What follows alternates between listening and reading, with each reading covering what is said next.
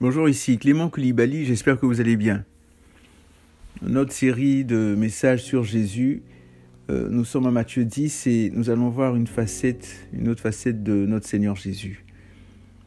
Commencer en prière d'abord. Seigneur, nous te bénissons, merci pour le privilège que tu nous donnes, Seigneur, de te découvrir toutes les facettes, oui Seigneur, que tu as, et Seigneur, nous savons que même toute l'éternité ne serait pas suffisante pour te découvrir tel que tu es. Merci pour ce que tu fais dans chacune de nos vies et continue, Seigneur, à agir, à œuvrer en nous, dans le nom de Jésus. Amen. Donc en Matthieu 10, après avoir réuni ses disciples, Jésus les envoie en mission d'évangélisation. Il en profite pour leur parler des choses à venir, notamment des persécutions qu'ils auraient à subir. Il les rassure. On avait vu que Jésus était le Dieu qui rassurait en Matthieu 9. Donc Jésus les rassure en leur disant de n'avoir aucune crainte. Au final, il parle des divisions dont il sera la cause dans les familles et il parle aussi des récompenses. On voit par exemple que Jésus réunit ses disciples et leur donne le pouvoir de chasser les démons et de guérir les malades. Jésus ensuite envoie ses disciples en mission en leur donnant des directives très précises. Il n'y a pas de hasard. Et Jésus dit aux disciples qu'ils subiront des persécutions, mais ils ne doivent pas s'inquiéter car le Saint-Esprit sera avec eux et il les inspirera. Jésus dit à ses disciples de n'avoir aucune crainte car ils ont de la valeur aux yeux de Dieu. Ils doivent confesser Jésus et Jésus parle en terminant des divisions dont il sera la cause dans les familles. Il fait allusion aux récompenses également. Et nous allons voir aujourd'hui différents aspects. Parlons d'abord de Jésus. Jésus qui s'assume en fait. Jésus qui n'a aucune crainte des hommes. Qui parfois on a peur de dire des choses. On est en public et puis la plupart, je donne un exemple comme ça, la plupart sont pour l'avortement, mais nous, on est peut-être seuls contre l'avortement et puis on n'ose pas en parler.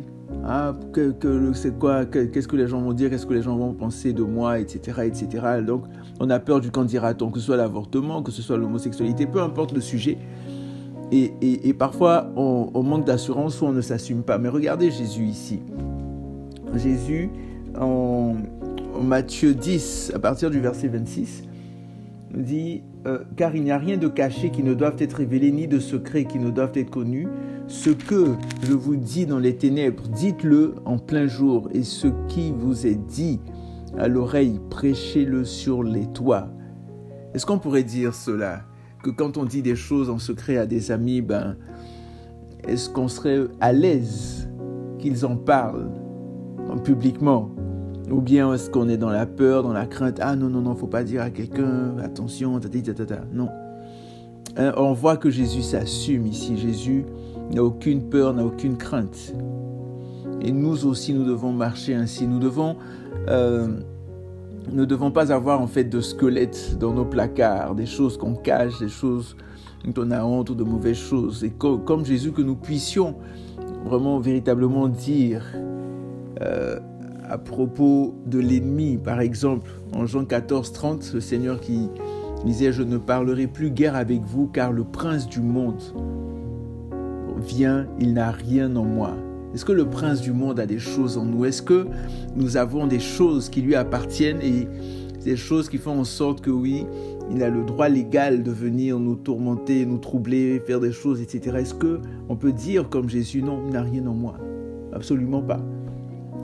Donc c'est vraiment important d'arriver à ce point-là. En Proverbe 10, verset 9, il est dit « Celui qui marche en intégrité marche avec assurance, mais celui qui prend des voies tortueuses sera découvert. » Proverbe 10, verset 9. Et en Ésaïe 33, 15 à 16, il est dit « Celui qui marche dans la justice et qui parle selon la droiture, qui méprise un gain acquis par extorsion, qui secoue les mains pour ne pas accepter un présent, qui ferme l'oreille pour ne pas entendre des propos sanguinaires et qui se bande les yeux pour ne pas voir le mal, celui-là habitera dans des lieux élevés, des rochers fortifiés seront sa retraite. du pain lui sera donné, de l'eau lui sera assurée. Vous voyez, le Seigneur prend soin de celui qui marche dans la justice, dans l'intégrité, celui qui n'a pas honte, qui ne cache pas les choses. Et que nous puissions véritablement être ce genre de personnes-là, des gens qui sont remplis d'assurance, qui n'ont rien à cacher, qui s'assument, qui n'ont pas honte de Jésus. Le Seigneur pouvait dire, celui qui a honte de moi, j'aurai honte de lui. Et qu'on puisse vraiment manifester notre foi, nous assumer, n'avoir aucune peur, aucune crainte dans le nom de Jésus. Amen. Donc portez-vous bien, que Dieu vous garde, que Dieu vous bénisse, prenez soin de vous et surtout n'oubliez pas que Jésus revient très très très bientôt.